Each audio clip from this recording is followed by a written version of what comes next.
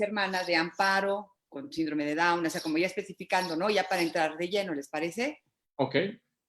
Ok. Sí.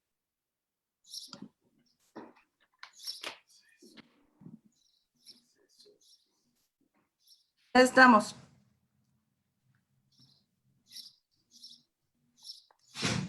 Ya.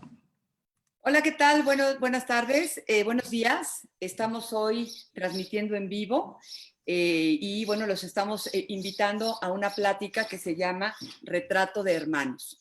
Es muy importante trabajar con los hermanos, platicar con ellos y entender desde su experiencia de vida cuál ha sido, ahora sí que la forma en cómo han vivido con la familia y con sus hermanos en condición de discapacidad. Y bueno, pues este evento lo estamos organizando desde el Centro de Capacitación Especial para Jóvenes CEPAC y también Educación Especial Hoy. Entonces, bueno, pues ojalá sea algo que les interese, ojalá sea una grata experiencia, seguramente así lo va a ser. Y bueno, para ello tengo a 4 hermanos invitados. Me acompañan Itzel Hermida. Hola Itzel, bienvenida. Hola, Gaby. Itzel es hermana de Amparo. Amparo es una joven de 24 años que tiene síndrome de Down. También me acompaña Alfonso Luna. Hola, Alfonso. Hola, Gaby. Buenos días. ¿Cómo estamos? Aquí, Bien, bien, gracias. Oye, bueno, él es hermano de Pati Luna. Pati tiene 43 años, ¿verdad? Correcto. Y también me acompaña Juan José Santos. Hola, Juanjo. Hola, muy buen día.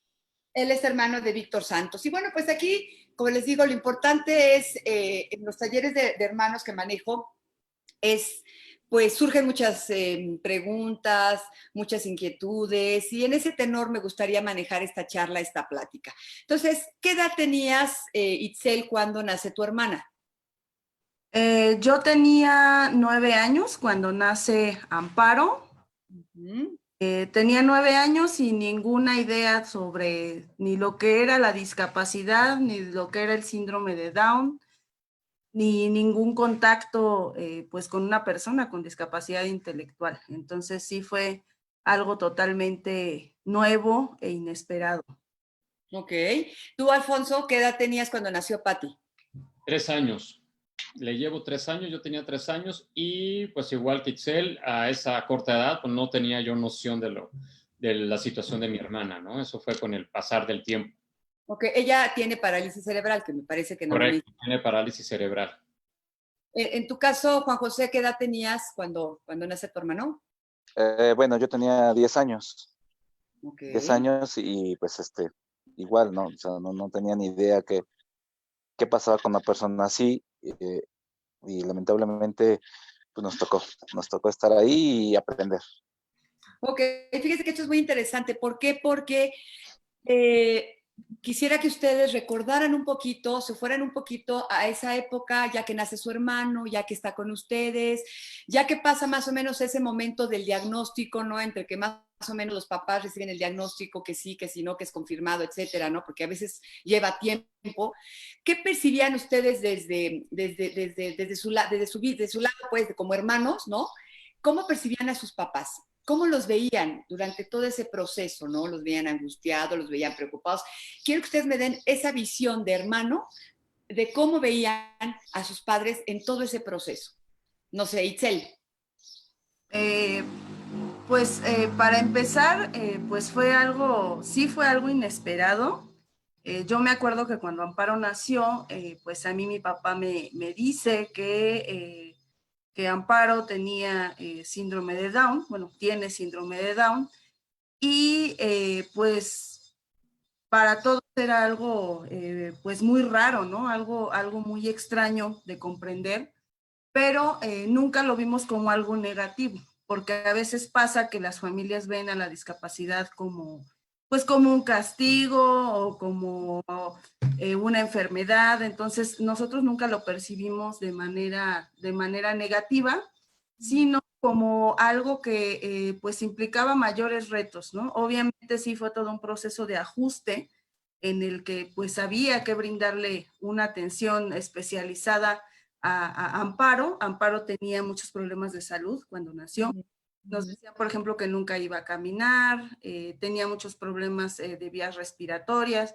Entonces ahí empieza todo un proceso de consultas médicas, terapias, todo tipo de intervenciones, hasta acupuntura le hicieron, ¿no? Sí, Todo claro. lo que se pudiera hacer para que ella estuviera bien, Ujú, hizo, ¿no? ujú, Entonces, obviamente sí había mucha preocupación ujú. en la familia, mucha preocupación y también, pues de pronto no había un entendimiento de qué es lo que estaba sucediendo, ¿no?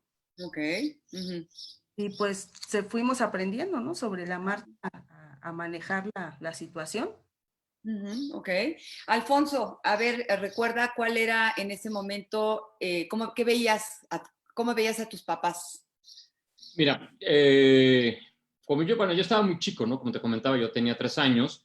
La llegada de mi hermana, pues era una bebé. Entonces, para mí, los primeros años, pues fue tratarla como una bebé, ¿no? Y las indicaciones de mi papá eran, cuídala porque es tu hermana menor, pero no me decían el tema de su discapacidad. Simplemente, pues era una bebé, es menor que tú, tienes que cuidarla. Fuimos creciendo y pues nada más protégela, cuídela, eres el hermano mayor. Bueno, como cualquier familia, ¿no? Normal. Posteriormente, cuando yo empecé a tener un poquito más de noción de la situación de mi hermana, fue que me empezaron a platicar, pero no me decían de su discapacidad, obviamente. Me decían que era una niña especial, que yo tenía que cuidarla, que yo tenía que protegerla por ser el hermano mayor. Y pues así fue como fuimos creciendo. Yo me fui dando cuenta que ella está afectada de su lado izquierdo, de su lado motriz. Entonces, ahí fue donde yo empecé a entender que ella era diferente, ¿no? Y su vocabulario, pues sí fue un poquito más atrasado que el de los niños normales de su edad. Entonces, ahí fue donde ya poco a poco me empezaron a decir, mira, tu hermana tuvo un problema al nacer y por ese motivo tiene ese tema de que no puede correr igual que todos los niños, no la empujes. Nunca fue, no jueguen con ella, limítenlo. Siempre la trataron de integrar con los primos y demás, pero siempre era, cuiden a Patty, ¿no? No la toquen, no la empujen, no pasen corriendo a un lado de ella porque se puede caer. Y en cuestión del lenguaje, yo vi que mis papás buscaron alguna terapia de lenguaje en aquel entonces, que no había muchas, Sí, claro. era otro México, Ujú, definitivamente. Y el tema aquí, a lo mejor lo podemos tocar más adelante, pero el tema fue que a falta de de terapias de lenguaje, yo vi que mis papás empezaban como a adivinarle las cosas, ¿no? Ella claro. empezaba a ponerle sonidos o palabras que ella inventaba a los objetos y mis papás le adivinaban, ¿no? Entonces, ella se acostumbró a ese lenguaje propio, ¿no? Ya Claro. después con el lenguaje, con las terapias del lenguaje, empezó a hablar normal y ahí es donde yo ya un poco más grande me empiezo a dar cuenta de la preocupación de mis papás, ¿no? Sí. ¿Qué va a ser de mi hija? Porque no hay escuelas especiales, sobre todo en provincia, a lo mejor en la Ciudad de México quizás sí, pero en provincia no. Y es donde empiezan a decirme a mí, tú eres el responsable de tu hermana. El día que faltemos nosotros, tú vas a ser el responsable, ¿no? Y ya era notable su preocupación en ese momento, ¿no? Ok, y bueno, pues Juan José, ahora sí cuéntanos cómo era Juan José, cómo viste esa situación en relación a tus papás, cómo los viste ellos, qué percibiste. Bueno, te comentaba, yo tenía 10 años, aparte había un celo muy fuerte porque pues yo me sentía el hijo único, ¿no? Y Claro, de claro. repente llegar alguien más, pues imagínate, estaba yo un poco tocado por la situación. Aunado, Víctor no nació ciego, ¿no? Víctor nació con una debilidad visual, sí, pero no completamente ciego. Entonces, Víctor tiene sangre ligerita, entonces, como mi hermano me empezó a caer muy bien desde pequeño, Ajá. empezamos a hacer travesuras juntos, pero ciertamente mis papás sí estaban muy angustiados. Eh, Hicieron todo lo que estaba en ese momento a su alcance, porque ciertamente era otro México, como lo comentaron aquí los colegas.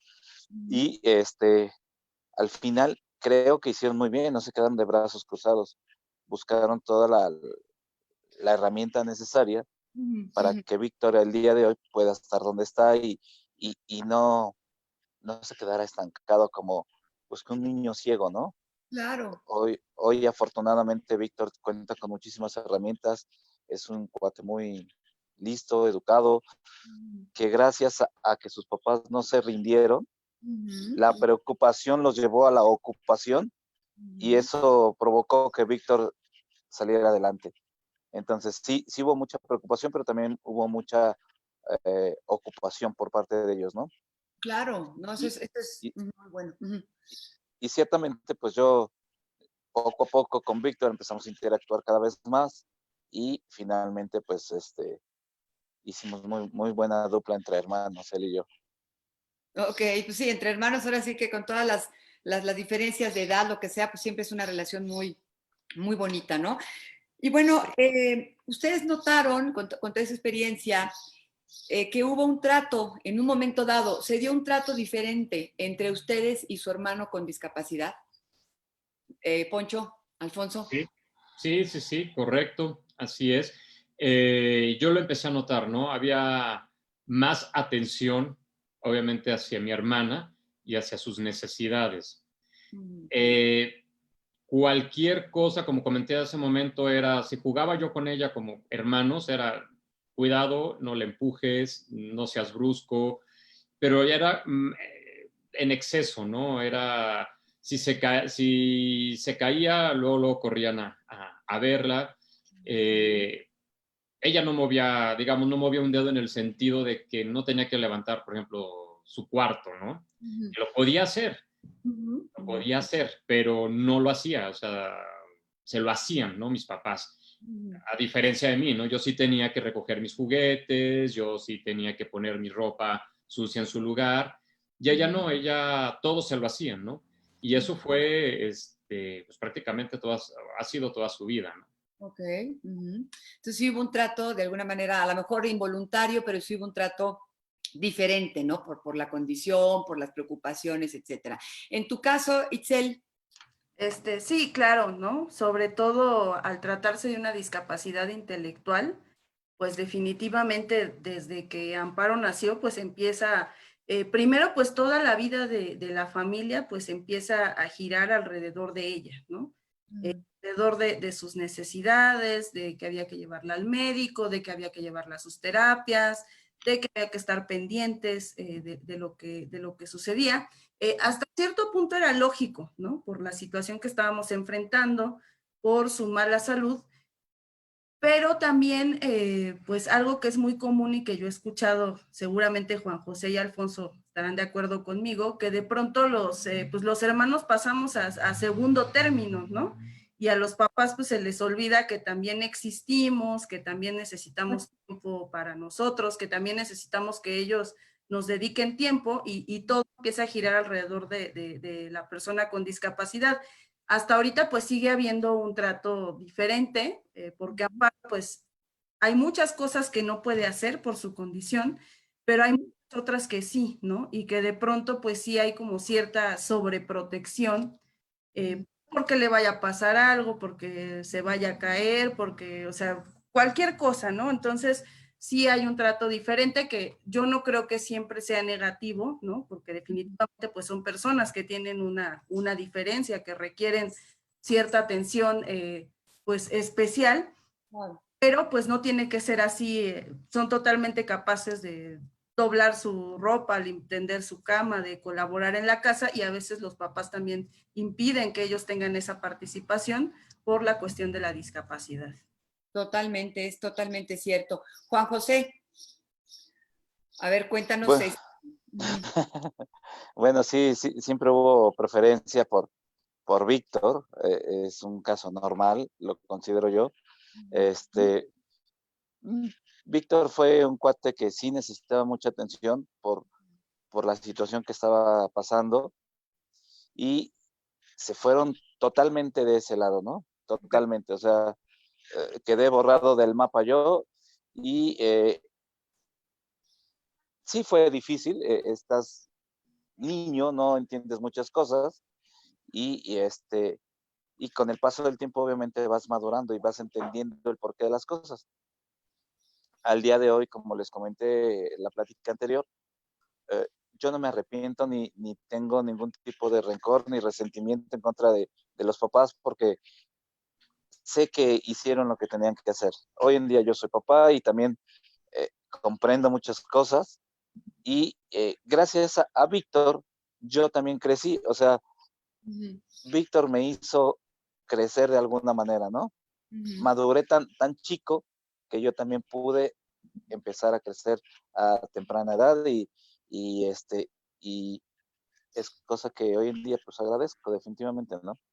Ciertamente, cuando estás en esa situación, pues hay mucho celo, te borran del mapa completamente, los papás se desbocan del otro lado y pues descuidan este lado donde también necesitas todo lo que el otro tiene, ¿no?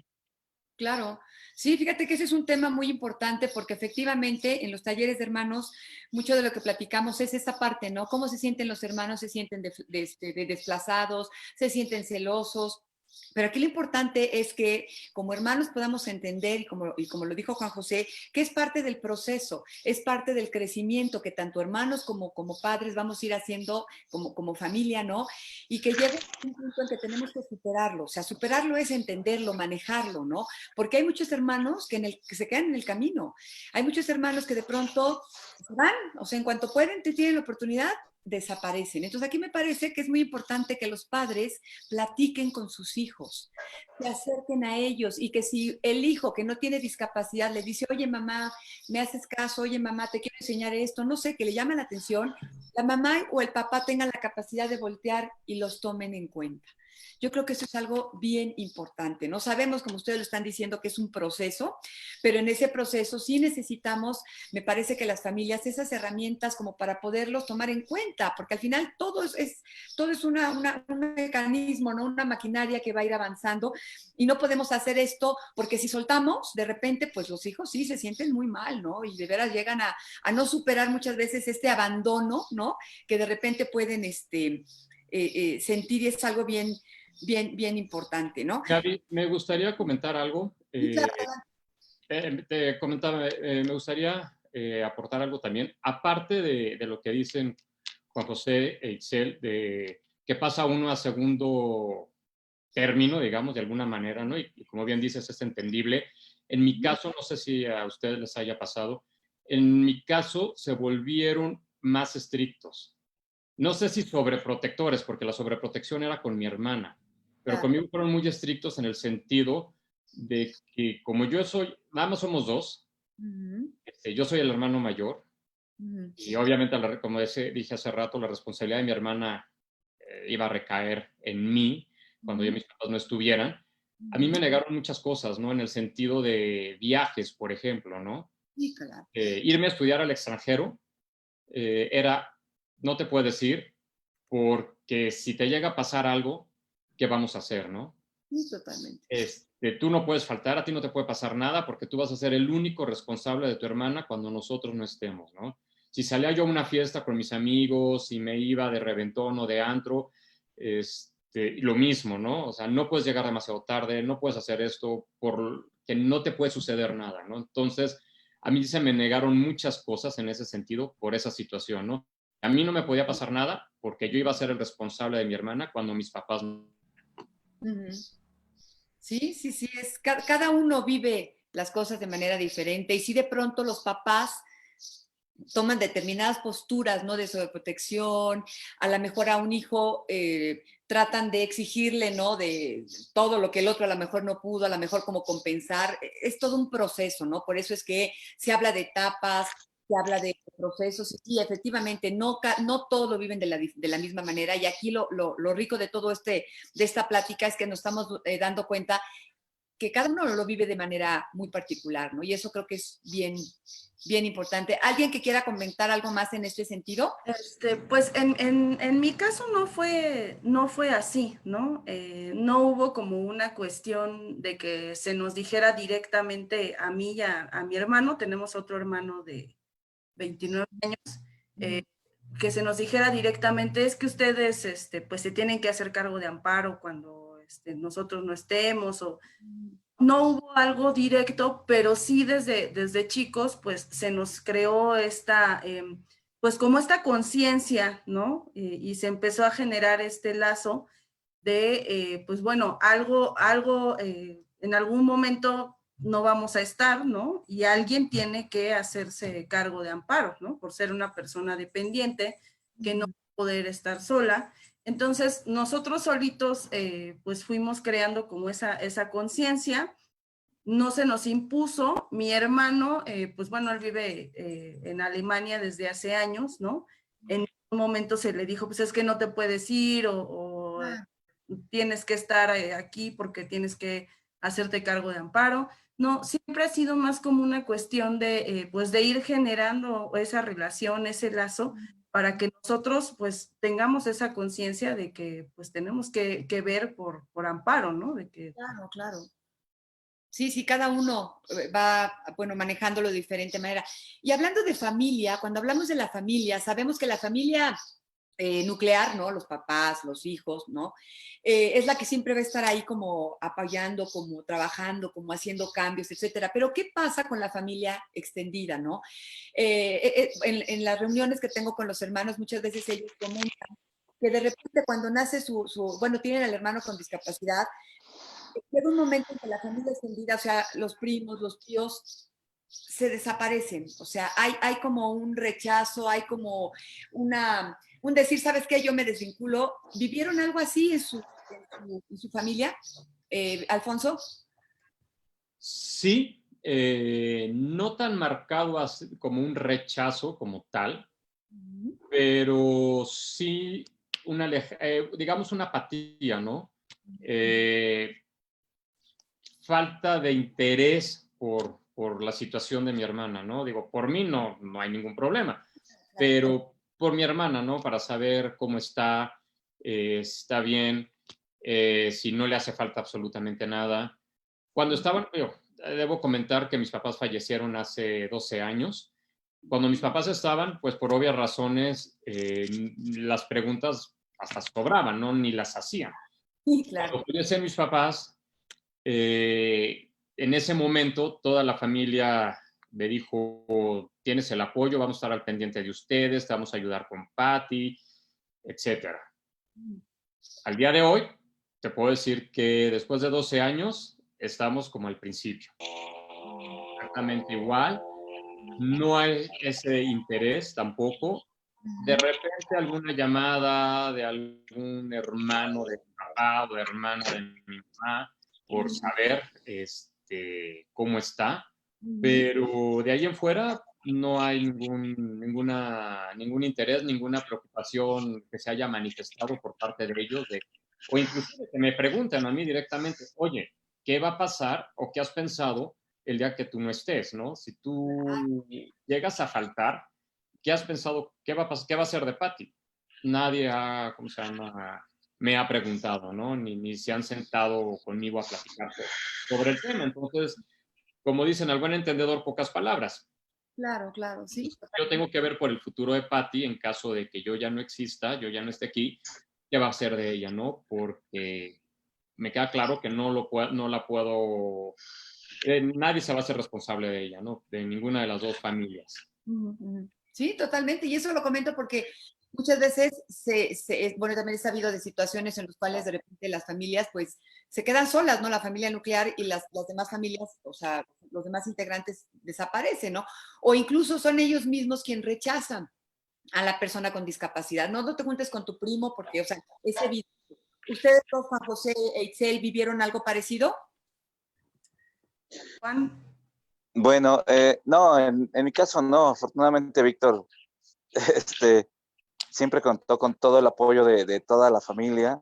Le llovían regalos, visitas, era el niño más querido, más consentido. Víctor es un cuate que trae estrella y que toda la gente se acercó, o sea, toda la familia se acercaba a ver en qué podían ayudar y cómo podían ayudar. Entonces, no sufrimos nada de eso, afortunadamente. Víctor siempre fue como que esa parte que llamaba a los seres queridos para que estuvieran ahí. Y Ok, no, Víctor, muy bien. La verdad es que la familia bien, ujú, nunca hubo un rechazo, ni mucho menos. Y al ujú. día de hoy, pues Víctor está considerado uno de los, de los niños a seguir, ¿no? De los ejemplos a seguir. Ujú, ujú. No, es completamente distinto con Víctor, ¿no? Ok. En tu caso, Itzel, No, para nada, ¿no? Yo creo que, o sea, tal vez sí hubo como un pequeño periodo de asombro, ¿no? O de no saber, ¿no? ¿Qué estaba pasando, ¿no? Cuando dice, bueno, tu tío tuvo una hija con discapacidad, una, ¿no? O sea, nació una niña con síndrome de Down, ¿cómo la tratamos? ¿Qué hacemos? ¿No? De pronto este tipo de preguntas, pero no son un rechazo, ¿no? Simplemente es, pues, el no saber a veces, pues, cómo reaccionar, qué hacer o cómo tratarla, pero no, Amparo, afortunadamente, pues, ha sido una niña muy apapachada por la familia, ¿no? Muy querida, siempre ha tenido, pues, quien esté, pues, ahí para ella, ¿no? Siempre ha habido como una protección hacia Amparo, ¿no? Un cariño muy fuerte de parte de toda la familia. Entonces, pues, afortunadamente no vivimos pues este rechazo, ¿no? O el tener que lidiar con a veces hasta presión de la familia, ¿no? sí, claro. Y esto es importante porque obviamente todos queremos la inclusión, ¿no? Para las personas con discapacidad, queremos la igualdad, la defensa de los derechos, pero me parece que la verdadera inclusión empieza desde la familia.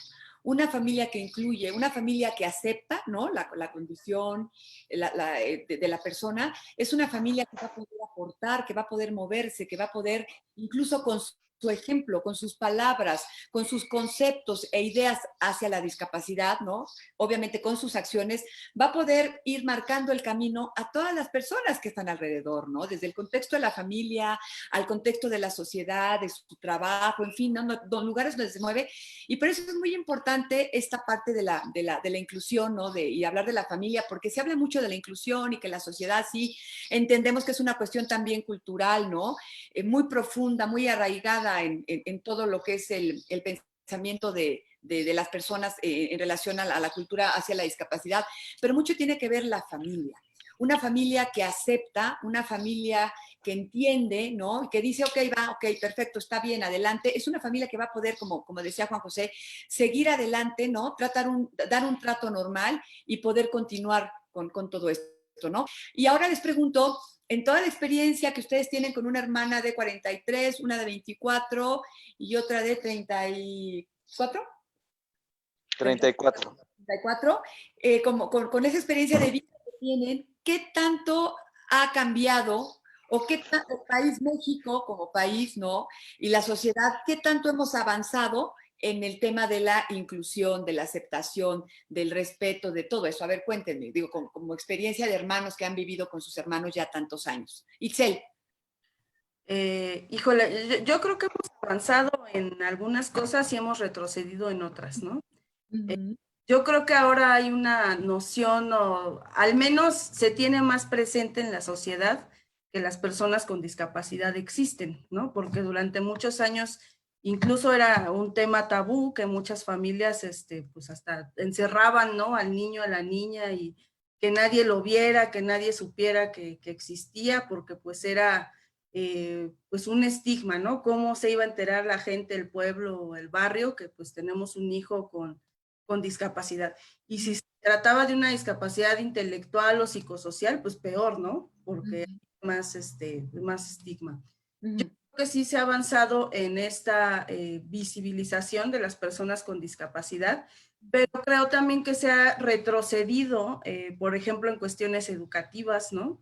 Al Claro. que, pues, vender esta idea de que todos somos iguales y todos tenemos que recibir lo mismo y de la misma manera, pues es una forma también pues de invisibilizar a la gente sus necesidades, y yo creo que ha habido un retroceso en ese sentido. Sí, sí se está involucrando más a las personas con discapacidad, pues cada vez tenemos más personas que llegan a terminar una carrera, ¿no? Profesional, en las empresas, en las calles, en todos lados, pues cada vez vemos más personas con discapacidad, pero definitivamente pues yo creo que sí nos falta mucho, ¿no? En la inclusión. Sí, sí, sí, totalmente. ¿Tú, Alfonso? Completamente de acuerdo con Itzel. Creo que lo mejor que ha pasado durante este tiempo es que hay visibilidad, ¿no?, hacia estos muchachos. Ya se ve que existen, ¿no? Como dice Itzel, ya no están escondidos. Eso yo lo veo como un punto muy bueno. Pero creo también que nos falta mucho todavía, ¿no? Como sociedad. No sabemos cómo convivir con ellos, ¿no? Y yo lo veo, por ejemplo, con algunos amigos o inclusive en la calle, ¿no? Aún se les quedan viendo, ¿no? Como si fueran algo raro, un bicho raro, ¿no? Y algunos amigos en lo personal, pues sí, llegaron a retirarse a raíz de que mi hermana se viene a vivir con nosotros. Pues ella iba con nosotros a todas las reuniones de amigos, ¿no? Y pues algunos amigos empezaron a retirarse por lo mismo, ¿no? A lo mejor por la incomodidad que les provocaba la presencia de una persona diferente a la cual no saben cómo tratar, ¿no? Aunque en el caso de mi hermana, pues es una persona que se puede valer hasta cierto punto por ella misma, no es una persona complicada, pero socialmente yo creo que todavía nos falta mucho, ¿no? Inclusive para futuros, ¿no? Hablamos mucho de la discapacidad en los niños, ¿no? O niños con discapacidades, o de adultos jóvenes con discapacidad, pero ¿qué pasa con con los hermanos que tenemos? Mi hermana tiene 43 años y yo creo que va a cumplir muchos más y va a ser un adulto mayor con discapacidad, ¿no? Claro. ¿Qué hay de los adultos mayores con discapacidad? Creo que ahí no se dice mucho todavía, ¿no? Por lo menos en México no sabemos. Yo he investigado por mi cuenta sobre algunos asilos, algunas casa hogar o algo y no los hay. Para personas así, adultos mayores con ese tipo de situaciones, no los hay. Entonces, yo creo que hay mucho todavía por trabajar, principalmente en México, ¿no? Sí, totalmente. Fíjate que en ese tema, no, mejor le preguntamos a Juan José. Juan José, en ese sentido, ¿qué nos podrías comentar? Ah, es que no tiene volumen. Ya está. Ok. Sí, Juan José, te escuchamos. ¿Sí me escuchan? Ya te escuchamos, sí. ¿Ya? Que hay desinterés, pero de toda la sociedad en general, ¿no? Porque ciertamente yo he visto a través de los canales que tiene Itzel, Víctor, hay mucha gente que está luchando en defender la educación especial, pero principalmente los padres son los que se están quedando callados, son los que no hacen ruido, no ejercen cierta presión para que esto de verdad tenga un impulso fuerte, ¿no? Hoy en día sí veo gente ya en la calle con discapacidad, que ya no hay tanto morbo de las otras personas en cuanto a esa discapacidad, pero pues de ahí no pasa. O sea, Claro. no pasamos de ahí. Debemos de dar el siguiente paso, estar en el siguiente nivel y que ciertamente haya un plan de vida para estas personas que les garantice vivir de una manera digna, ¿no? Porque ciertamente los papás ni los hermanos mayores vamos a ser eternos, ¿no? Claro, claro. Sí, sí, sí. Y en este Y sentido pues, también. Sí, dime. y bueno, en este caso con Víctor, no, yo no me siento así como responsable de Víctor, porque Víctor es sumamente autosuficiente, pero sí hay muchas personas que van a depender de alguien más para que los cuiden. ¿Por qué? Pues porque tal vez no estamos haciendo algo más para que estas personas tengan una vida digna y sean autosuficientes de alguna manera, ¿no? Claro. Y sí, también este es un tema muy, muy importante, ¿no? Porque nosotros, me incluyo aquí, yo también soy una hermana adulta de una hermana de 45 años con discapacidad intelectual. Actualmente mi mamá es cuidadora de mi hermana, ¿no? Y yo también, bueno, me ha preocupado qué va a pasar cuando mis papás no estén, ¿no? Vamos a tener que hablar mi otra hermana y yo, organizarnos, tomar en cuenta lo que necesitan, a lo que quiere, porque tampoco voy a decir, ahora vente para acá, ¿no? O sea, no va a querer. Entonces sí es un tema que se tiene que trabajar y que los papás también es muy importante que platiquen con sus hijos sobre todo esto, ¿no? Que vean, que no nada más tomen decisiones y digan, tú te vas a hacer cargo, ¿no? ¿Sabes qué? O sea, mira, vamos a planear, lo vamos a platicar, voy a dejar a lo mejor este dinerito, ¿no? Este ahorro, o voy a dejar un departamento para que se pueda rentar y esa renta te pueda servir para que ayudes a tu hermano. No lo sé, es algo que se tiene que se tiene que comentar. Es como tratar de prevenir un poco lo que va a pasar a futuro, porque la realidad, ¿no? Al final es algo muy diferente. Y bueno, pues platiquemos un poco sobre los mitos. A mí este tema, la verdad, me encanta y quiero platicar sobre los mitos hacia las personas con discapacidad, ¿no? ¿Qué les parece a ustedes? ¿Qué opinan ustedes de que cuando van, no sé si les ha pasado, a mí se me ha pasado, ¿no? Que de repente voy en la calle, me encuentro con una persona, una conocida, ¿no? Y de repente empezamos a hablar de Ana Luisa y me dicen, ay, es que Ana Luisa es un angelito. ¿Ustedes qué opinan de eso? A ver, cuéntenme.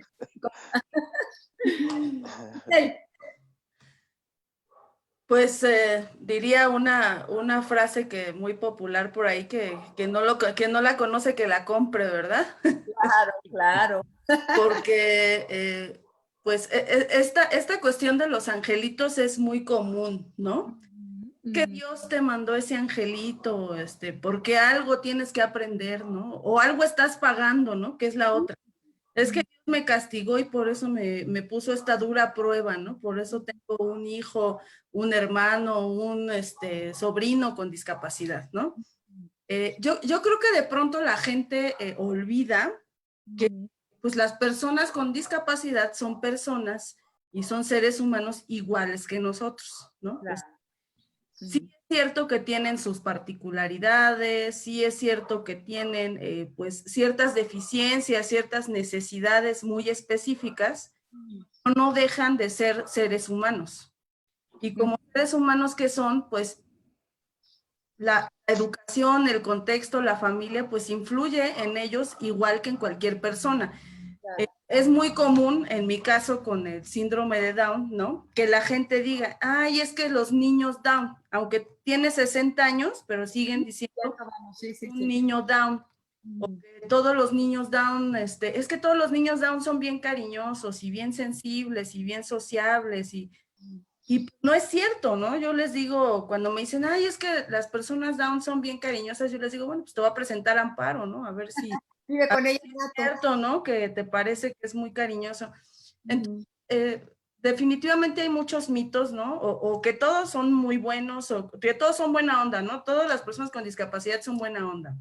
Son capaces de cometer un acto de maldad, ¿no? O sea, todos son lindos, cariñosos, o no le hables porque tiene discapacidad y no le hables, no lo molestes. Esas son como cosas que escuchamos comúnmente. A ver ahorita qué dicen Alfonso y Juan José al respecto. Bueno, completamente de acuerdo contigo, y yo creo que Juan José también va a estar de acuerdo. No son angelitos, definitivamente. O sea, amanecen de mal humor igual. En algún momento hacen berrinche, llegan a hacer travesuras. Pero en el caso de mi hermana, es de carácter fuerte, porque así la acostumbraron, que todo lo que ella quería y pedía, se le tenía que hacer y dar, ¿no?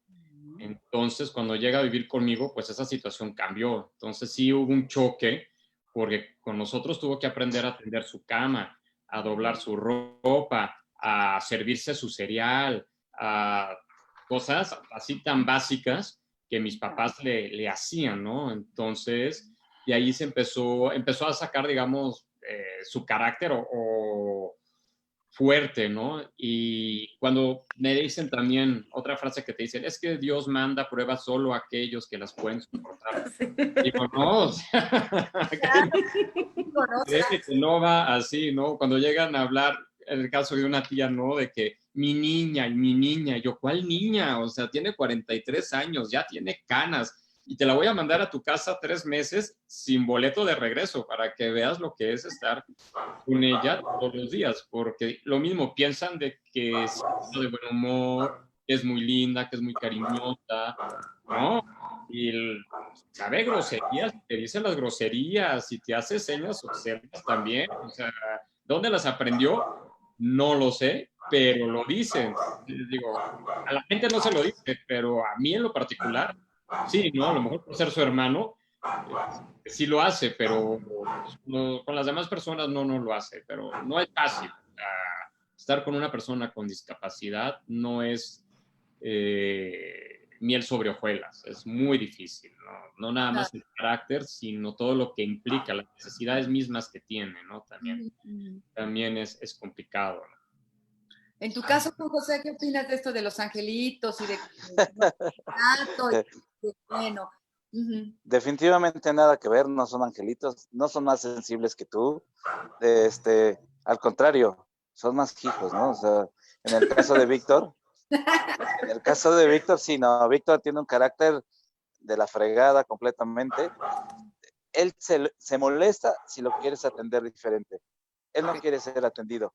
Él es autosuficiente y no permite atenciones distintas, ¿no? Irónicamente, podrían ser unos angelitos si lo vemos desde el punto de vista que llegaron a nuestra vida para llenarnos de algo positivo, ¿no? Claro. Ciertamente. Pero de ahí a que se comporten como tal, pues nada que ver definitivamente.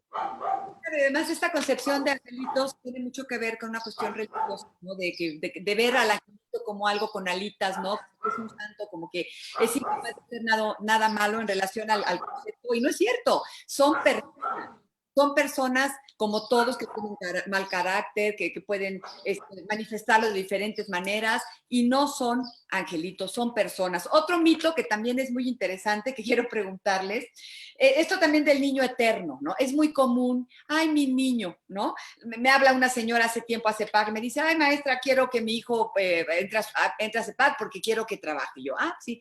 Y mi niño, ¿no? Y mi niño, y que va a natación, mi niño. ¿Y qué edad tiene su niño? 35 años. Dije, madre de Dios, este ya no es niño, ya es un joven, ¿no? Entonces, ¿qué pasa con esto de que por qué se les sigue viendo como niños, como niños eternos? Se les viste como niños también, porque también a las personas con discapacidad, sobre todo discapacidad intelectual, hemos visto que los visten gente ya adulta de 20 años, 25 años, 30 o más, como unos niños, ¿no? ¿Ustedes qué opinan de esto? ¿Son niños eternos realmente? Pues yo te puedo contar, o sea, que Amparo, ella, por ejemplo, tiene rutinas muy establecidas, ¿no? Entonces, ella todos los días en la noche escoge la ropa que se va a poner al día siguiente. Y no hay manera de que tú la hagas que se ponga algo que, o sea, que a ella no le guste o que ella no quiera, ¿no? Entonces, esto de, ay, pues le vamos a poner el vestidito, porque sí es muy común, ¿no? Sí. En el caso de los chavos con síndrome de Down, es común porque como muchos son chiquitos, chaparritos, se ven de menor edad de la que en realidad tienen, pues se tiende mucho a infantilizarlos, ¿no? Y esta cuestión de infantilizarlos también, pues, repercute en que los papás o en que las familias creen que como son niños eternos, no se pueden relacionar, no pueden tener novio, no pueden amigos, no pueden tener relaciones sexuales, no pueden ir a fiestas, no pueden tomar. Yo me acuerdo mucho hace unos años en una fiesta de cumpleaños que le hicimos a Amparo, llegaron unos amigos de ella también con síndrome de Down, y entonces de pronto le digo al chavo, le digo, oye, ¿qué quieres tomar? ¿No? Y pues yo muy inocentemente pensé que me iba a decir, ay, pues quiero un refresco, ¿no? Y me dice el chavo, quiero un tequila. Entonces de pronto dije, ¿un tequila cómo? Y entonces ahí me cayó el 20, dije, pues sí, ya es un señor, o sea, ya era, dije, pues sí, ¿no? O sea, ya es un señor de 30 años, ¿por qué no se va a tomar un tequila? Pero esta cuestión del niño eterno es muy común y además hace muchísimo daño tanto a los hermanos como a la propia persona, ¿no? A mí, por ejemplo, estaba acostumbrada, al igual que la hermana de Alfonso, a que todo le hacían, ¿no? Y yo como su cuidadora de pronto me volví la tirana, ¿no? O sea, porque yo era la que la obligaba a bañarse, la que la hacía recoger, la que la hacía colaborar. Entonces de pronto llegaba el fin de semana y era acusarme con mi papá de todas las barbaridades que yo le había hecho, ¿no? Y obedece a esta cuestión de pensar que pues es que siempre son chiquitos y son vulnerables y hay que atenderlos y hay que hacerles y pues no va por ahí. En tu caso, ¿qué opinas de esto, Alfonso y Juan José? ¿Qué opinan? Igual, de niños nada, de nada. Yo creo que va en el sentido más emocional, ¿no? Quererlos proteger y verlos de esa manera, pero pues, son adultos. La primera vez que yo llevé a mi hermana a un bar con nosotros y subí la foto de los tres en el Face, bueno, toda la familia se me echó encima, ¿no? Yo creo que ha sido de las pocas veces que me han escrito por Face la familia, ¿no? ¿Cómo es posible? Sí, ¿cómo es posible que lo hubiera llevado? Porque aparte, tenía una michelada, pidió ella una michelada. Entonces dijimos, pues, ¿por qué no? Vamos a darle una michelada, ¿no? Entonces tenía su michelada y todo, y toda la familia, no, bueno, nos querían quemar en leña verde, ¿no? Porque ¿cómo es posible que a la niña lo hubiéramos llevado a un bar, ¿no? Claro, por supuesto. Y le digo, no pasa nada, yo sufrí más el día que fuimos al bar por cómo le iba a llevar al baño. Digo, siendo ella mujer y yo hombre, ¿cómo le iba a llevar? Pero afortunadamente, y como siempre ha sucedido cuando estamos en lugares públicos y tienen necesidad de entrar al baño, siempre ha habido alguien, un extraño, una extraña, en este caso una mujer, que me ha apoyado, ¿no? Ella entra, yo la acerco al baño, entra al baño y siempre sale acompañada de alguien, ¿no? Y me la entregan. Entonces, por ese lado no hay ningún problema, pero de que si ha ido a bares con nosotros, ha ido a discotecas con nosotros, también. Se toma su michelada, sí, también se toma su michelada. Entonces, pues son como personas cualquiera de nosotros, ¿no? No hay por qué limitarlos, no son niños, son adultos. Juanjo. Bueno, a mí sí tengo que confesar, Víctor me lleva a los bares, yo no voy, él me lleva. Qué bueno. Y sí, y afortunadamente Víctor, a través del carácter que él se ha forjado, pues lo ha dejado de ver la gente como el niño Víctor, ¿no? No. Perfecto. Víctor nunca ha sido el niño Víctor. Víctor ha sido Víctor siempre porque es un cabrón, porque no. Víctor jamás pasaría por niño, ni por pobrecito, ni por angelito, no. Víctor Pobrecito de nosotros. Pobrecito de los otros. Pobrecito de mí. Ajá. No, Sí, pues, pero no. Qué interesante, qué importante esta parte, ¿no? De que conminemos a las familias a que no los traten como niños, ¿no? Cuando ya son adultos, que no continúen con estas falsas creencias de que son niños eternos, no es cierto. Y esto me lleva a otro mito que también me parece súper importante, la sexualidad. De veras que se cree, se piensa, muchos piensan que las personas con discapacidad son asexuados, es decir, no sienten, no tienen interés por otra persona, ¿no? O se van al extremo y dicen que son tienen una como que una sexualidad muy exaltada, pues, ¿no? Y entonces hay que darles una pastillita para que se aplaquen. ¿Ustedes qué piensan de eso? Bueno, Los puse a pensar. Sí. A ver, viene. En mi caso, creo que Víctor sí fue muy acelerado en ese tema de la sexualidad. Víctor siempre estuvo muy abierto desde muy pequeñito. Estaban las Olimpiadas de 1992 y él ya estaba viendo las mujeres cómo se aventaban los clavados en los Juegos Olímpicos. De verdad, fue muy, híjole, precoz en ese sentido. Y al día de hoy que ya tiene mujer, pues yo creo que ya sentó cabeza un poco, ya se tranquilizó porque era muy acelerino. Ok. Pero sí, Víctor fue muy precoz en ese sentido. Ok, ok. Pero nada extraordinario, o sea, nada que llamara la atención o que dijeran, uy, no, dale una pastillita, porque esa es luego la idea que tienen las personas, que están a los extremos, ¿no? Cada uno vive su sexualidad de acuerdo a lo que, pues, más o menos tiene, ¿no? Pero se cree que o son muy exagerados o son de plano que no les interesa nada. No llegó a ese grado, Ok, pero sí se notaban. Bueno, nosotros que estábamos cerca de él, lo ok, notábamos. La gente que no estaba cerca de él no alcanzaba a darse cuenta. ok, ok. En el caso de Patty y de Amparo, Bueno, en el caso de mi hermana, yo la veo como una persona, como una mujer normal, realmente, en el sentido de que no, su sexualidad no es exacerbada, por ejemplo, pero tampoco sé si es nula, ¿no? Porque ella tiene su privacidad. sí, Ella tiene su cuarto, cierra su puerta, se duerme, entra a su baño, cierra su puerta y pues realmente yo hasta cierto punto no sé este, el 100% qué está pasando dentro de esa habitación cuando ella cierra su puerta, ¿no? Obviamente al momento de irse a dormir. ok. Pero sí, ella tuvo un novio cuando estuvo, ¿te acuerdas? Jorge, que estuvieron juntos ahí en CEPAC. Claro, claro. Y él le hablaba por teléfono y platicaban por teléfono y se daban regalitos y todo. Entonces, vivió ese noviazgo hasta cierto punto normal, ¿no? Hasta donde se le permitía. Obviamente iba siempre un chaperón, porque pues, había alguien que los tuviera que llevar al cine, a Sí, comer una claro. hamburguesa, a tomar un café, y o era yo o era la tía de Jorge, ¿no? Ujú. Pero en ese sentido, pues digamos que lo manejamos todos de manera normal, ¿no? Claro, por supuesto. En el caso de Amparo, Bueno, pues Amparo tiene un amplio historial de novios, ¿no?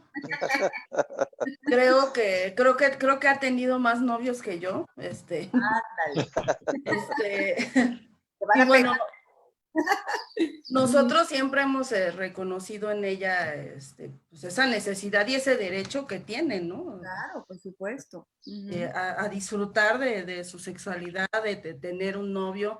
ujú, Tenía un novio hace unos años que bueno, de pronto los fines de semana su mamá iba, lo dejaba en casa de Amparo, ¿no? ujú, Estaba todo el día con ella, luego iban por él, ¿no? O sea, ujú, iban al cine o cosas así, ¿no? ujú.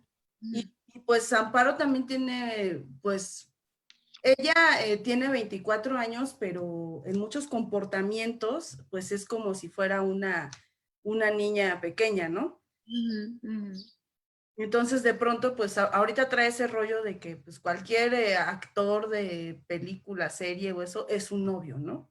ujú, Todos ujú, los días tiene uno diferente, ¿no? ujú, ujú, Pues ahora mi novio es el de los Avengers, ¿no? Y mañana es el de Spider-Man, porque además le gustan mucho los superhéroes, ¿no? ujú. Pero sí, pues ella nosotros nunca hemos tenido conflictos, con eso, ¿no? Claro, claro. Le dicen, ay, es que cómo va a salir, o sea, ¿cómo va a tener novio? Sí, pues tiene 24 años, ¿no? O sea, ¿Por qué no? es una joven, ¿no? O sea, ¿por qué no? ¿No? Ujú. ¿Por qué tendríamos nosotros que negarle ese derecho a, pues a interactuar, a relacionarse, a vivir finalmente, ¿no? Claro, que es tan importante, ¿no? Porque son mitos que de repente la gente, las personas se los creen y son mitos que hacen mucho daño porque el lenguaje, la narrativa hacia la discapacidad en positivo ayuda mucho, pero cuando es en contra, la gente se queda con esa idea, ¿no? Por eso los visten como niños chiquitos. Yo veo es muy común que los veamos con shorts, digo, no, shortcitos, no sé, sus tenis, digo, no vestidos como de acuerdo a la edad, ¿no? No sé, a la mejor con el cabello pintado de un color diferente, ¿no? O sea, con un tatuaje a lo mejor, no sé, con un piercing, no sé, o sea, lo normal es un trato normal y muchas veces las creencias son las que hacen que a estos chicos se les limite, ¿no? Por eso es muy importante que como hermanos puedan, ¿no? Y podamos de alguna manera decirle a los demás cuál es la realidad de todo esto, ¿no? Y también Es, se comenta que son agresivos. Una persona con discapacidad tiene problemas de comportamiento, ¿no? A mí me pasa que de repente llevo a los jóvenes a hacer una práctica a una empresa y lo primero que me pregunta la persona que me atiende, oiga, y la persona o sea, con discapacidad no pega. O sea, es como si casi me preguntara, oiga, ¿no muerde? ¿No? O sea, como que ya está haciendo, ¿no? Él una inferencia, ¿no? De que las personas con discapacidad son agresivas. ¿Qué tanto pueden ustedes compartir de esto? ¿Son agresivas o no son agresivas? Las hay. Yo me acuerdo que cuando Amparo ella estuvo en la Fundación John Langdon Down varios años, y me acuerdo mucho que cuando yo iba por ella a la escuela, había una niña que cada vez que salía me metía un trancazo, ¿no? O sea, no sé por qué le caía yo mal, pero veía... pero ¿qué puedo decir de la agresividad? Pues que yo no creo que sea algo natural en ellos, más bien es una falta de regulación, o sea, de no hubo un proceso educativo, no hubo estrategias de contención de parte de la familia para enseñarles que eso no se hace, al igual que los que dejan que vayan y abracen y besuquen a todo mundo. Claro. Sí, o sea, es lo mismo, ¿no? O sea, no es que, o sea, pueden ser agresivos, pero es porque no se les han enseñado las estrategias o no se les ha educado para el manejo de sus emociones, ¿no? Que es difícil, sí, en algunos casos, pero no es imposible. Uh-huh. Y antes de que me contesten Alfonso y Juanjo, me refiero también a que esta creencia, ¿no? Porque cuando estamos hablando de una creencia que generaliza, a decir que todas las personas, no, hay sus situaciones emocionales que a lo mejor sí las pueden tener de falta de regulación, hay muchísimas cosas, pero aseverar que, digo, esta persona ni siquiera conocía al alumno que iba a ir, y lo primero que me dijo es agresiva, o sea, porque él tiene ese concepto de que todas las personas con discapacidad tienen esa dificultad. Alfonso. Bueno, mira, obviamente no soy doctor, yo creo que puede ser multifactorial la conducta de las personas, ¿no? A lo mejor puede ser que hayan tenido unos papás muy permisibles, ¿no? Y obviamente lo veían como que, ay, mira qué gracioso, ¿no? Le pegó al hermanito, le pegó al amigo, le pegó al primo, y por no regañarlo, por no darle una nalgada, pues se lo fueron permitiendo, ¿no? Y obviamente esta persona creció pensando que eso era normal y que se lo podía hacer a todo mundo, ¿no? Puede ser, o la otra a lo mejor puede ser por algún tema médico, no sé, hormonal, algo que se pueda controlar quizás con medicamentos, desconozco el tema, ¿no? En el caso de mi hermana, no es una muchacha agresiva, al contrario, te puedo decir que es una persona cariñosa, pero sí es de carácter fuerte, ¿no? Cuando se enoja, sí es te puede llegar a pegar, inclusive, ¿no? En un enojo. Pero de ahí en fuera, yo creo que son como todos, ¿no? O sea, no podemos tratarlos o pensar que son como animalitos que van a morder a todo mundo. Sí, claro, es absurdo. No se puede generalizar y hay que conocer a la persona, ¿no? Yo creo que cada quien tiene su carácter, ¿no? Claro, por supuesto. Juanjo. Pues es un tema de ignorancia por parte de esas personas que preguntan de si son agresivos o no, porque pues no, son personas igual que todos, con los mismos sentimientos, pensamientos, todo es igual, solo que como dicen aquí los compañeros, pues sí, hay que saber ponerles límites, ¿no?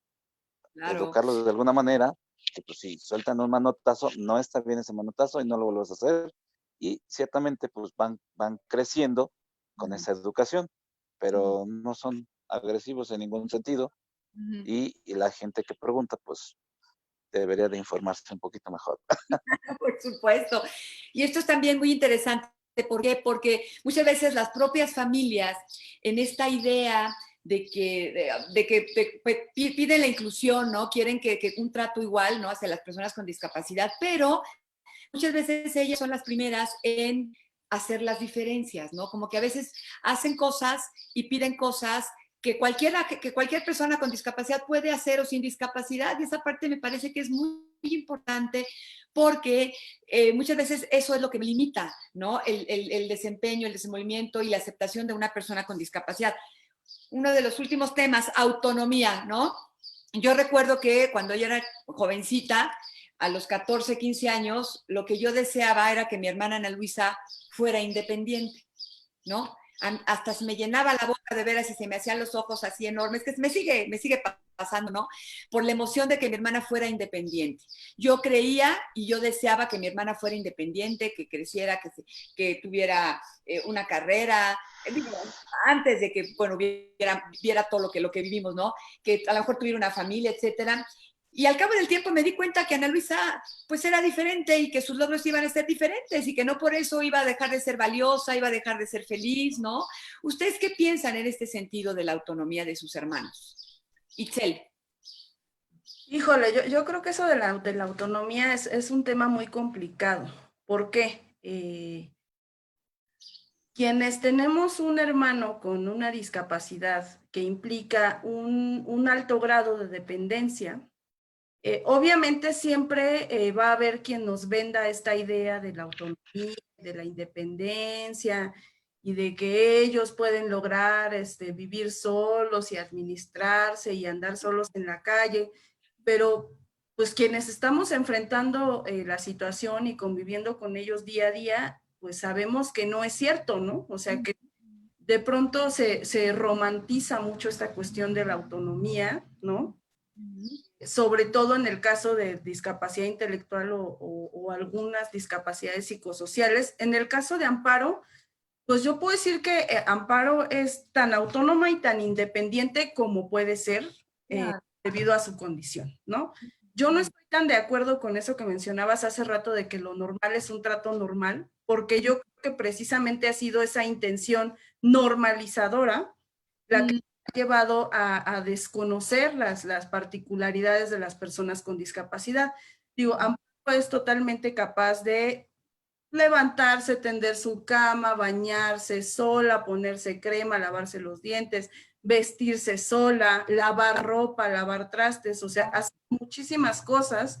Sabe dónde está la tienda, no sabe leer y escribir, pero por ejemplo, conoce el lenguaje icónico de las estaciones del Metrobús, entonces sabe en dónde se tiene que bajar para ir al trabajo de su mamá, o sea, sabe de memoria los números de teléfono, ¿no? La dirección, pero de ahí a decir que es una persona autónoma, que puede vivir sola, que puede ir sola a hacer sus compras, que puede administrar su dinero, pues definitivamente no. O sea, porque que tiene una discapacidad intelectual, que tiene un déficit a nivel cognitivo, y a veces las familias pues tienen o muy bajas expectativas, no, pues es que es tontito, no va a aprender, ¿para qué lo llevo a la escuela si de todas maneras no aprende? ¿No? ¿Para qué lo pongo a hacer esto si no puede? O tienen expectativas muy altas, ¿no?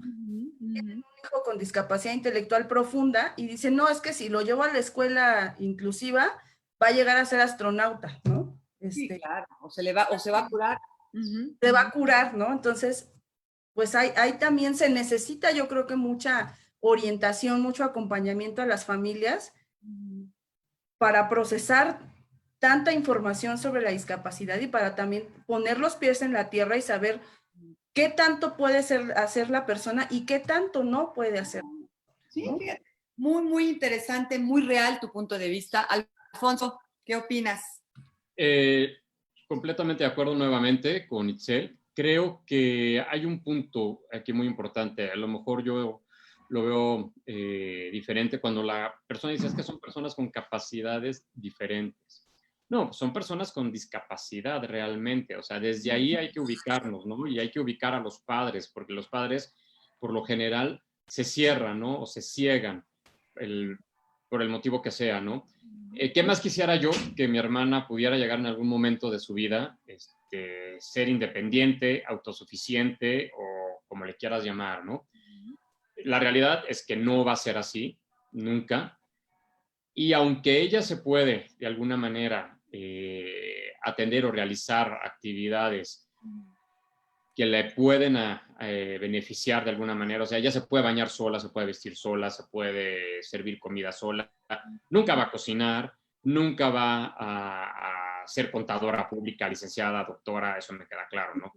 Pero yo creo que hay que acercarles las herramientas, ¿no? Lo más posible para que ellos puedan ser lo más independientes de alguna manera dentro de su ámbito familiar posible, ¿no? Que no dependan al 100% del hermano, del papá, del cuidador o de quien esté en ese momento. Sí, totalmente cierto, ¿no? Es un tema bien importante esto de la autonomía, porque finalmente no todo es para todos, cada uno es individual, cada uno tiene sus diferentes capacidades, retos, como cualquier persona que no tenga discapacidad, ¿no? Juan José. Bueno, ciertamente creo que debe haber una clasificación de cada discapacidad, porque la discapacidad, pues como lo platicamos, no se va a curar, ese es un hecho, y los papás tienen que estar de aquí completamente convencidos de que no se va a curar, pero sí debe de haber una clasificación, claro, en el tema de Amparo, dice Itzel, ella lava ropa, hace muchas cosas en autonomía que ya la hace completamente independiente Claro. dentro de su categoría, Sí. dentro de su hermana de Alfonso, de Patty, también obviamente ella hace muchas cosas sola, pero ciertamente dependen de alguien más, ¿no? Dependen de alguien más y la tarea sería que pues, el día de mañana que Poncho no esté tranquilo porque sabe hacer su hermana muchas cosas y lo único que tendría como una tarea es buscar a alguien que le dé el extra que necesita y punto, ¿no? Pero ciertamente están categorizadas las discapacidades y pues en mi caso, con Víctor, yo nuevamente digo, Víctor es un ídolo para mí, Víctor, porque tiene una carrera, es autosuficiente, porque afortunadamente él y sus papás nunca se rindieron y él está en otra categoría, realmente, ¿no? Ciertamente están clasificados. Víctor también depende de algunas otras personas, pero la mayoría es autosuficiente. Entonces, vamos a clasificar y vamos a dejar claro que la discapacidad pues no se va a curar, ¿no?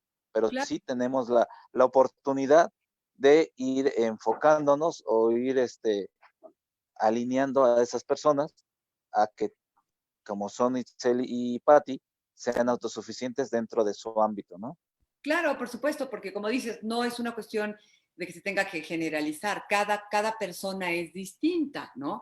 Y cada uno va a alcanzar la autonomía de acuerdo a sus posibilidades y eso no la hace ni menos nada. O sea, es una persona valiosa como es, ¿no? Y también, bueno, ya para cerrar esta plática, que la verdad está súper interesante, nos podríamos quedar aquí horas platicando porque pueden salir muchísimos temas, ¿no? Pero quisiera preguntarles, como hermanos adultos, como hermanos ya con una vida propia, con una familia, con un camino recorrido, ¿cuáles son esos puntos, ¿no? O temas que hoy por hoy les pueden causar cierta preocupación hacia el futuro de sus hermanos? Itzel. Bueno, a mí ahorita me causa mucha preocupación la cuestión del coronavirus. ¿Por qué? Porque pues Amparo es una persona que tiene una inmunosupresión, aparte tiene enfermedades crónicas como hipotiroidismo, o sea, el síndrome de Down pues viene acompañado de otras comorbilidades, ¿no? De otras situaciones de salud que pues colocan Amparo dentro de los grupos vulnerables, ¿no? Entonces, sí me preocupa un poco pues esta cuestión de si ella se llegara a enfermar, ¿qué pasaría, no? O las personas que pues que estamos a cargo de ella, alrededor de ella, nos llegáramos a enfermar, pues, ¿qué pasaría, no? ¿De qué manera se manejaría esta situación? Obviamente siempre está esta preocupación de, pues si en algún momento mamá y papá faltan o si en algún momento yo falto, pues qué va a pasar con Amparo, ¿no? ¿Quién se va a quedar con ella? ¿Cómo va a ser su vida? Creo que es una preocupación que tenemos la mayoría de las familias.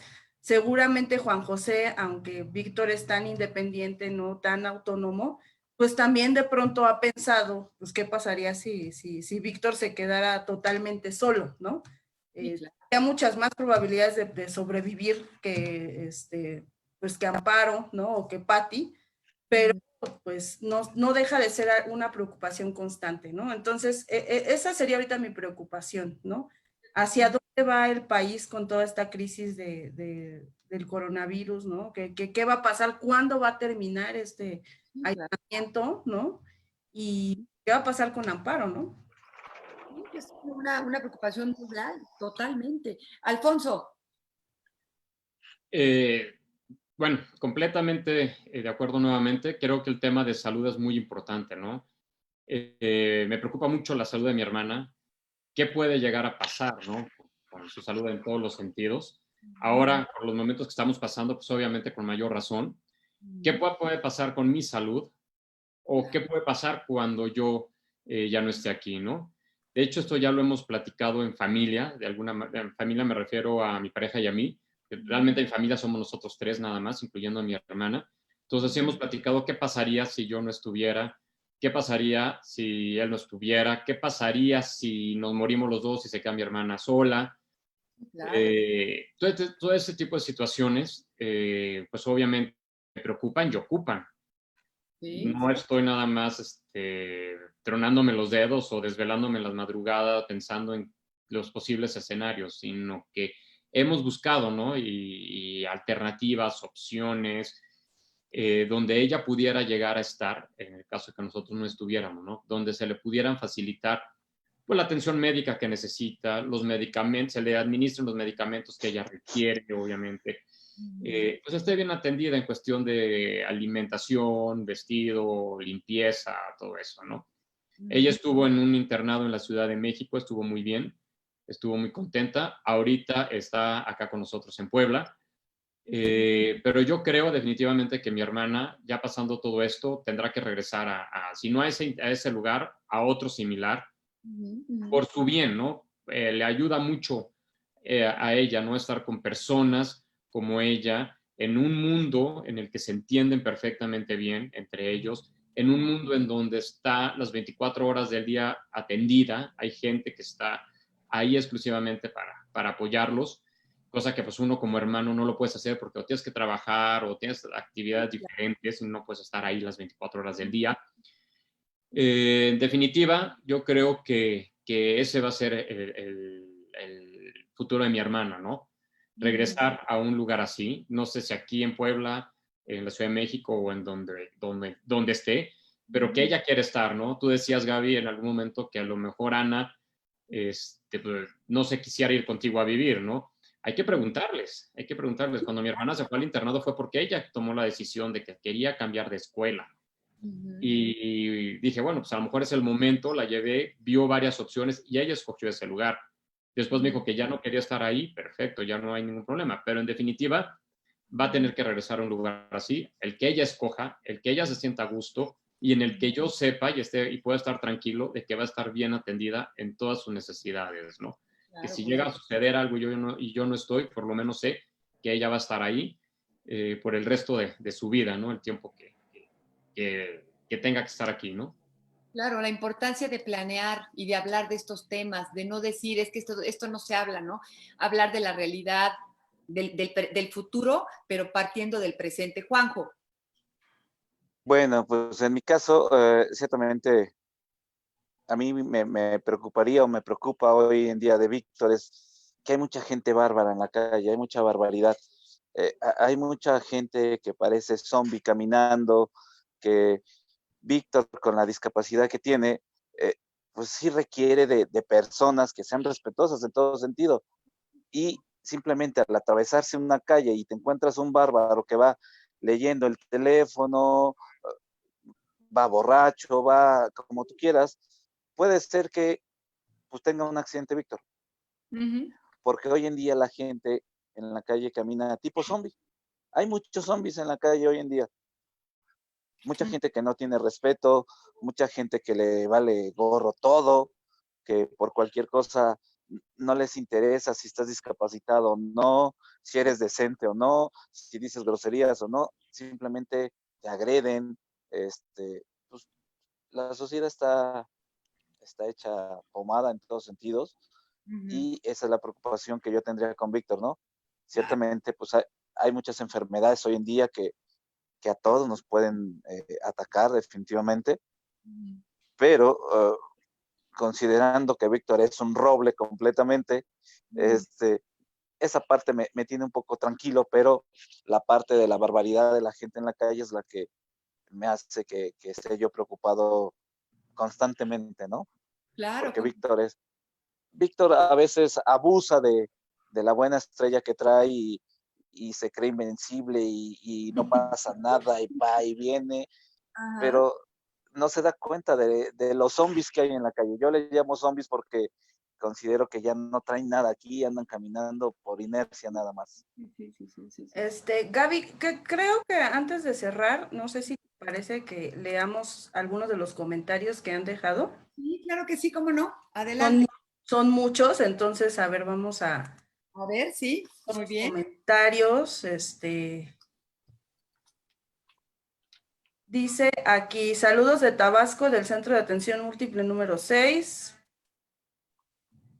Tenemos, es que no sé por qué no me salen todos los comentarios, a ver. Ok. Vamos a revisar aquí, ajá.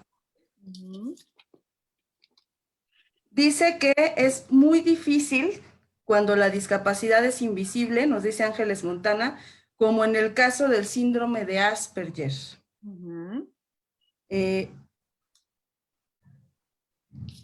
Que es la parte que hay que regular desde pequeños y su lenguaje, porque sí entienden, me imagino que aquí se refieren a cuando estábamos hablando de la agresividad. Claudia Watson dice que no son ángeles, son seres humanos con sentimientos, dolores y frustraciones. Lucy Rangel nos cuenta, tengo un hermano con discapacidad intelectual, tiene 66 años y hoy en la actualidad ya es discapacidad múltiple porque ya no puede caminar bien y aunado a esto tiene problemas fuertes de salud. Es muy difícil, ya que nuestra madre también es un adulto mayor y hay que cuidarlos y entenderlos a los dos. No todos los hermanos cooperan, algunos hacen su vida y es muy difícil. Eka Bar dice, hablar de inclusión educativa no significa que todos los niños deban estar en escuelas regulares o que los ajustes que se hagan en una escuela puedan cubrir con todas las necesidades de atención y aprendizaje que requieren. Hay una pregunta aquí, a ver dónde, por acá la vi, dónde la...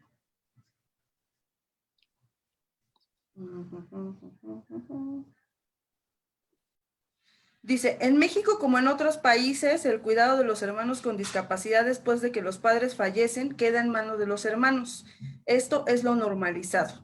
¿Consideran que realmente debe de ser así? Esta es una pregunta, no sé si alguno de ustedes tenga algo que comentar. Bueno, pues me gustaría que participaran todos y en este sentido yo puedo decir que efectivamente, ¿no? Nosotros como hermanos somos la primera instancia de apoyo y de cuidado hacia nuestro hermano, tenga discapacidad o no tenga discapacidad, pero bueno, refiriéndonos a la discapacidad, me parece que sí somos la primera instancia, pero depende de muchas otras cosas, ¿no? El que realmente nosotros podamos o no hacernos cargo. Es un acto de amor, es un acto como de apoyo a cualquier hermano, ¿no? Pero la decisión al final, pues yo creo que va a depender de muchas cosas. ¿Alguien más que quiera? Claro. ¿No? Digo, la verdad es que no hay una regla escrita como tal de que así debe de ser, pero moralmente, por los sentimientos, por la sangre, por el lazo que existe, muchos tomamos la decisión de tomar esa responsabilidad. Por ejemplo, en el caso de Alfonso, mi admiración por Alfonso, porque ha de ser muy difícil desprenderse de su hermana para llevarla a un lugar donde ella está mejor, ¿sí? Y lo hace por un acto de amor, no por otra cosa, ¿no? Correcto. Entonces, es parte de... Adelante, Alfonso. Mira, sí creo que es la responsabilidad de los hermanos es, como dices, un acto de amor, es un acto moral, es un acto de principios, de valores familiares, obviamente, como cualquier otro hermano, ¿no? O sea, en ese sentido es igual. No es una obligación, no hay que enseñarle a los hermanos de que es tu obligación hacerte responsable y tu vida gira en torno a él. O sea, volvemos al punto inicial de esta plática. Somos personas también visibles, que también tenemos necesidades, que tenemos sueños, que queremos crecer como personas, que queremos formar nuestra propia familia o simplemente queremos vivir una vida como todos, ¿no? Yo afortunadamente tengo la suerte de contar con una persona increíble a mi lado, que desde el principio me apoya en el sentido de mi hermana, que obviamente le ha costado un poquito más de trabajo porque no es lo mismo crecer como niño con una persona con discapacidad a que de adulto te llegue una persona con discapacidad y ahora conócelo y aprende a vivir y a convivir con ella, con esa persona, ¿no? A lo que voy, sí me costó trabajo cuando tomé la decisión de que mi hermana se quedara en un internado. Creo que sufrí yo más que ella, pero cuando la vi tan bien, la vi tan contenta, tan tranquila, desarrollándose más, dije, es que esto debió de haber sido desde un principio, ¿no? Ella vivió primero con nosotros 8 años antes de que llegara al internado, y si yo hubiera sabido en ese momento que le iba a ir tan bien, que iba a estar tan tranquila, lo hubiera hecho desde el principio, ¿no? Pero el sentimiento de cómo la voy a dejar, se acaban de morir mis papás, le voy a fallar a mis papás si voy y la llevo a un internado. Todo eso se borró en el instante en que yo vi cuánta mejoría tuvo, ¿no? Claro. Socializó mucho más, hizo más cosas diferentes, la vi más tranquila. Digo, nunca me desentendí de ella, obviamente. Como me dijeron en ese momento, no le diga que va a venir todos los fines de semana a verla, porque va a haber fines de semana que no va a venir, porque usted tiene compromisos, tiene otras cosas que hacer, tiene vida propia. Entonces, que ella aprenda que usted está ahí para ella, ¿no? Que va a poder estar visitándola, estar al pendiente de ella, sin estar viviendo las 24 horas del día juntos. Ella aprendió a que ahí era su casa y que podía venir a visitarnos o que nosotros podíamos ir a visitarla o que podíamos salir juntos y ella regresaba a su casa y nosotros regresábamos a nuestra casa. Pero ya no fue, a mí se me quitó el tema de la obligación como hermano, ¿no?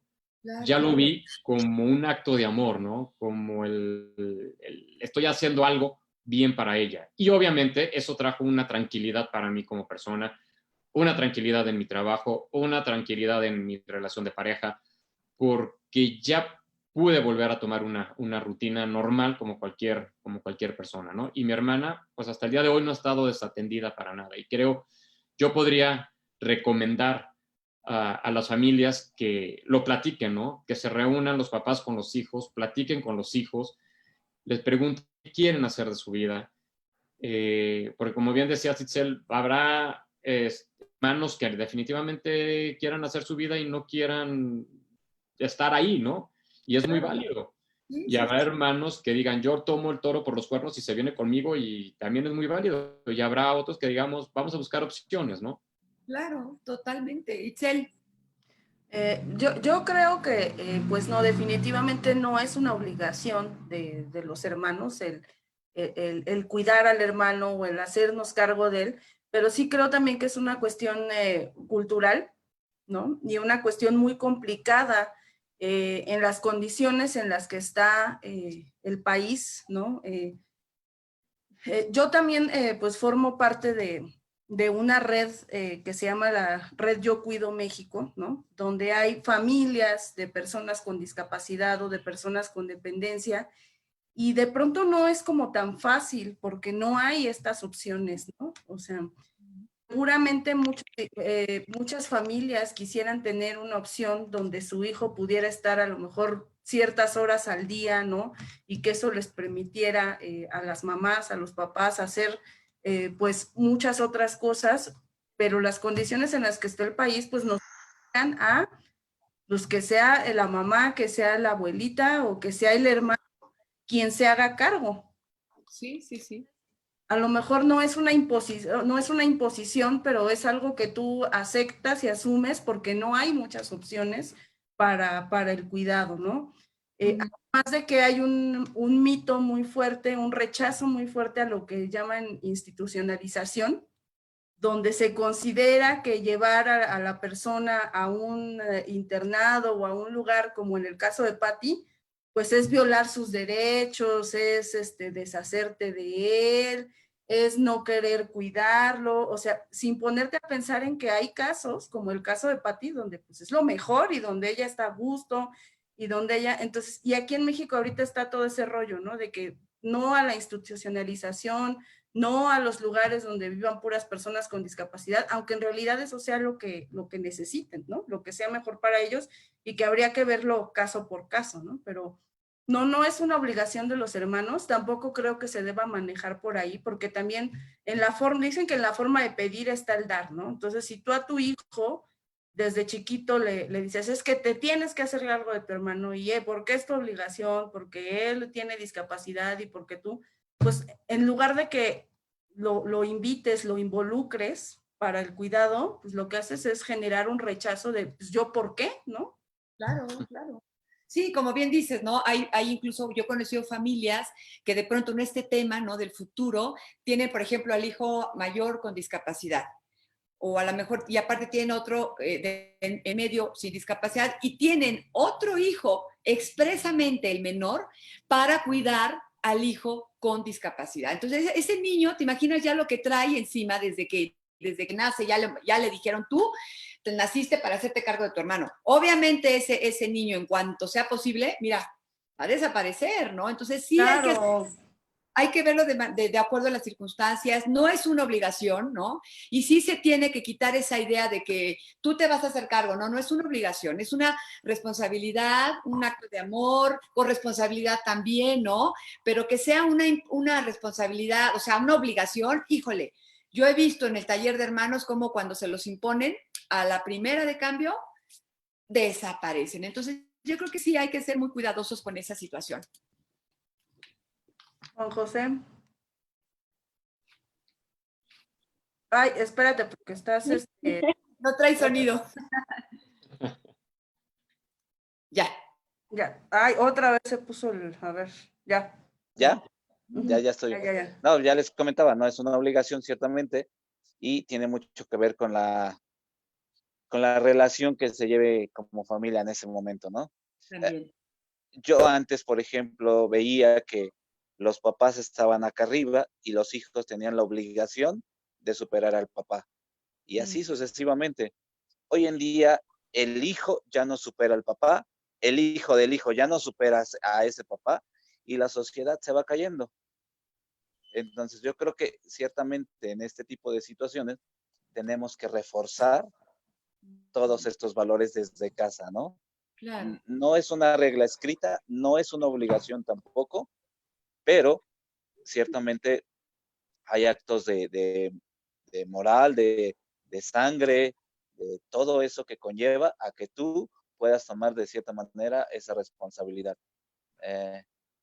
No está malo que los niños vayan a un internado cuando están chicos, no está malo que estén en un internado donde los atiendan, los cuiden y los ayuden a sentirse mejor. Claro. ¿Por qué? Porque ciertamente es su felicidad de ellos, ¿no? A veces nosotros no se las podemos dar definitivamente. Okay. Entonces, que se quiten de la cabeza esa parte de que, ay, pobrecito, va a estar en el internado. Ay, pobrecito, va a estar allá encerrado y quién lo va a cuidar y quién va a ver por él. No, al contrario, como dice Alfonso, hacen amigos. Víctor estuvo en un internado, hizo muchos amigos. No sé si Amparo haya estado en algún lugar así, pero son gente que convive con otras personas de su misma condición y hacen amigos, se vuelven amigos de esos muchachos, que a la larga, Víctor, por ejemplo, se sigue hablando con alguno de ellos, sigue teniendo amistad con alguno de ellos. Y esa parte a Víctor lo catapultó a ser una mejor persona, un profesionista, a conocer, a ser distinto, a formarse un carácter. Víctor, de verdad, yo admiro mucho a mi hermano y lo veo después de todo lo que ha pasado, todos los procesos que ha pasado. La gente que les llego a presentar a Víctor me dice, se los voy a decir tal cual, no mames, tu hermano no está ciego, güey. así, por la forma en que se comporta, se expresa, se mueve, o sea, se relaciona de una manera que no te darías cuenta que está ciego si realmente no fuera tan evidente. Pero entonces, el consejo para todas esas personas es no se minimicen, no piensen que es pobrecito, pobrecita. No, al contrario, adelante, ellos son felices. A veces nosotros no podemos darles esa comodidad o esa felicidad, pero hay lugares que sí pueden hacerlo y hay que ocuparlos, hay que hacer uso de ellos. Y también algo relacionado a todo esto es que podrá haber grandes especialistas en el medio de la discapacidad, en el mundo de la discapacidad, ¿no? Y seguramente los hay, ¿no? Pero a mí me parece que como familias, como hermanos, como padres, creo que nosotros somos los que mejor sabemos qué le conviene a nuestro hermano, en el caso de los hermanos, ¿no? ¿Qué le conviene a nuestro hermano, ¿no? A mí no me importa lo que diga la vecina, lo que diga el especialista, el psicólogo, el psiquiatra, lo que sea. ¿Sabes qué? Yo conozco a mi hermano, yo vivo con él y yo voy a tomar las mejores decisiones para él porque yo lo conozco. Eso es algo que no podemos de olvidar, que nosotros como familiares de estas personas los conocemos y creo que podemos tomar, ¿no?, las mejores decisiones por el simple hecho de que vivimos el día a día con ellos. Sí, es muy común, yo a veces leo un montón, sobre todo en educación, ¿no? Un montón de teorías y un montón de recomendaciones que se hacen desde el escritorio, ¿no? Y que de pronto nos quieren decir a las familias lo que tenemos que hacer, cómo tenemos que tratar, o sea, y dices, híjole, pero pues son gente que muchas veces ni siquiera tiene contacto con la discapacidad, o sea, han estudiado, son yo les llamo académicos de escritorio, ¿no? Sí, totalmente. Un contacto y quieren decirnos a nosotros que está mal lo que estamos haciendo o que lo tenemos que hacer de manera diferente. Sí es cierto que habrá familias que, pues que hagan cosas que no son correctas, ¿no? Pero bueno, eso pasa en las personas con y sin discapacidad, ¿no? Pero yo creo que no hay mejor especialista que las familias, ¿no? Que la propia persona y que las familias, ¿no? Sí, totalmente. Bueno, ¿habrá más preguntas? ¿Algo más? O si no, para ya cerrar, Itzel. A ver, deja checo.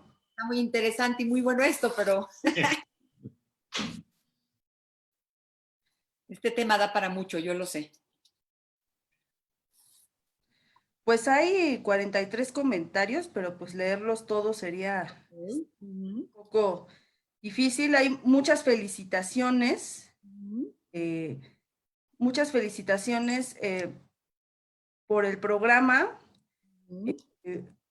Dice, muchos agradecimientos por compartir nuestras experiencias. Creo que es un tema importante. Preguntas como tal, pues ya no hay. Okay. Pero sí hay muchos comentarios y felicitaciones. Realmente yo creo que pues este tema de los hermanos se trata muy poco. Aquí que dice que hay que hacer más programas de estos porque nos ilustran y nos validan en la vivencia con familiares en situación de discapacidad. Claro. Entonces, pues, dice, creo que es una acción muy personal que los hermanos deciden, hablando de la cuestión del cuidado. Hay una felicitación para Alfonso. Hay muchos comentarios que se refieren a discapacidades invisibles o a condiciones como el Asperger y el déficit de atención. Bueno, ya eso platicaremos después si hacemos un programa, ¿no? Que se dedique o que esté enfocado únicamente a eso. Pero, bueno, pues sería como todo. Hay más preguntas. Ok, pues bueno, yo agradecerles a Itzel, a Alfonso, a Juan José, esta oportunidad de poder compartir, de poder conocer, de poder ver ahora sí como un retrato, ¿no?, a los hermanos desde la parte más íntima, sus decisiones, sus experiencias, sus opiniones que son totalmente respetables, ¿no? Y agradecerle a Itzel, bueno, el que me haya acompañado en esta locura, ¿no? Pero vamos a hacer más cosas porque me parece que es muy importante el trabajo con los hermanos. Les quiero informar que CEPAC tiene una red de hermanos. Si ustedes buscan en internet, dice Red de Hermanos CEPAC, por si les interesa pueden incluirse y bueno, hacerla más grande y ahí para que vean que pues sabemos muchos hermanos de personas con discapacidad y que no están solos y que siempre el apoyo va a ser. ¿Y qué aprendemos con qué reflexiones nos quedamos? Bueno, a los hermanos necesitamos ser escuchados, los hermanos necesitamos ser respetados, tomados en cuenta. Los hermanos necesitamos que nos hablen con la verdad, que no nos oculten las cosas, que no exista en las familias esos temas tabú, ¿no? Que se hable de sexualidad, que se hable de vida independiente, de la autonomía, que se hable del futuro, porque eso es bien importante, ¿no? Muchas veces los papás toman decisiones y no nos involucran, de repente nos vemos ya con una situación y no sabemos qué hacer, ¿no? Entonces, me parece que esto ha sido muy rico, ha sido muy enriquecedor para todos y se los agradezco muchísimo, Juanjo, muchísimas gracias, Alfonso. Gracias a ustedes. Bueno, pues no va a ser la primera vez que estemos acá, porque hay muchas dudas, hay muchas inquietudes, y esto pues tenemos que seguir apoyándonos entre hermanos, ¿no? Como dicen, entre hermanos sentimos lo mismo, nosotros también somos importantes y somos muchos, y aquí estamos y vamos a apoyarnos entre todos. Muchas gracias, Itzel, muchas gracias pues, a Educación Especial hoy. No, pues muchas gracias y pues sigamos haciendo más programas de esto. Yo solamente pues me gustaría decirle a los papás que nos están viendo ahorita en estos tiempos pues de aislamiento que estamos todos adentro de la casa, pues que se den un tiempo para escuchar a sus hijos sin discapacidad, ¿no? Si toda la atención la tienen volcada en el hijo con discapacidad, pues que también destinen a lo mejor 1 hora al día, ¿no? Para convivir con sus otros hijos, para escucharlos, para ponerles atención específicamente a ellos, al niño, niña, adolescente, joven con discapacidad. No le va a pasar nada si no es el centro de atención por 1 hora, ¿no? Porque a veces también los malacostumbran, ¿no? Totalmente.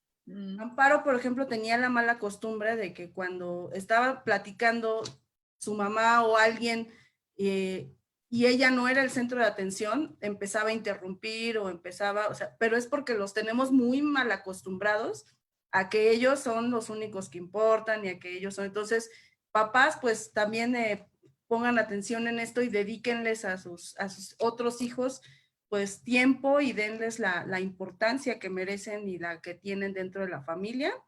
Y pues muchas gracias a Alfonso y a Juan José por compartir su experiencia. Por si no sabían, pues ese Víctor del que habla Juan José, pues es el famosísimo maestro Víctor. Y pues muchas gracias a todos. Gracias. Igualmente, gracias a todos. Y Gaby, Itzel, Juanjo, cuando se requiera, aquí estamos para seguir conversando, ¿no? Y compartiendo experiencias. Y lo mismo, como dijo Itzel, todos los papás que nos estén viendo, platiquen con sus hijos, ¿no? Los hermanos también existimos, tenemos necesidades y queremos también que nos vean, ¿no? Que nos incluyan, que formamos parte de la misma familia, ¿no? Y nos tomen en cuenta. Juan José, ¿algo que agregar? Gracias. Bueno, sí, a todos los papás, no asignen obligaciones sobre hermanos mayores.